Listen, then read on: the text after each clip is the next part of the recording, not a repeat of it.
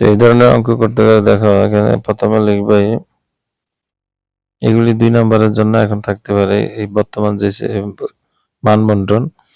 তো প্রথমে লিখবে দেওয়া আছে a প্লাস b সমান সমান √7 এবং a মাইনাস b সমান সমান √5।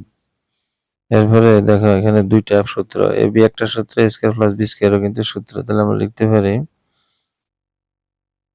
a b যদি আগে a b এর মান যদি লিখি, a b এর মান বের করি, a b সূত্রটা হচ্ছে এরকম a plus b whole square minus a minus b whole square divided by 4। তো এখানে এখন আমরা যদি মান ব্যবহার করি a প্লাস b এর মান হচ্ছে √7 whole square minus a minus b এর মানটা হচ্ছে √5 ডিভাইডেড বাই 4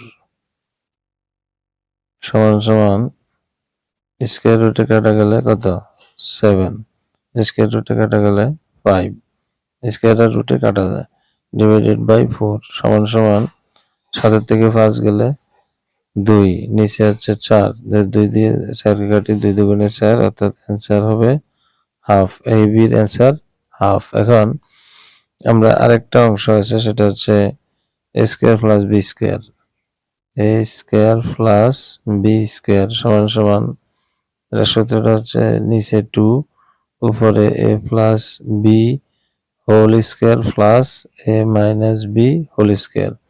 একটু মনে রাখবে, যদি এই দুইটা সূত্রের মধ্যে অনেক সময় একটু তোমরা সমস্যায় পড়ো, সেটা হচ্ছে মাইনাস আর প্লাস নিয়ে। যদি এ বি থাকে তাহলে মনে করবা মাইনাস হবে, আর এ বি যেখানে না থাকে, এখানে কিন্তু এ বি এরকম নাই যে এখানে স্কয়ার বি স্কয়ার আছে, এখানে এ বি আছে, কিন্তু পার্থক্য আছে।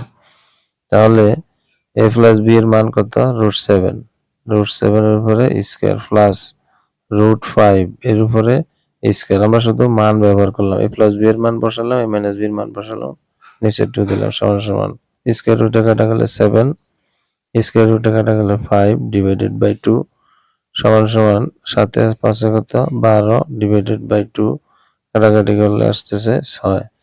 এখন 6 দুগুণে 12, তো এ বির মান পেলাম, স্কয়ার প্লাস বি স্কয়ার এর মান পেলাম। এবার আমরা লিখব সুতরাং A B into a square plus B square সমান সমান এ বির মান কত হাফ, আর এ স্কয়ার প্লাস বি স্কয়ার এর মান হচ্ছে 6।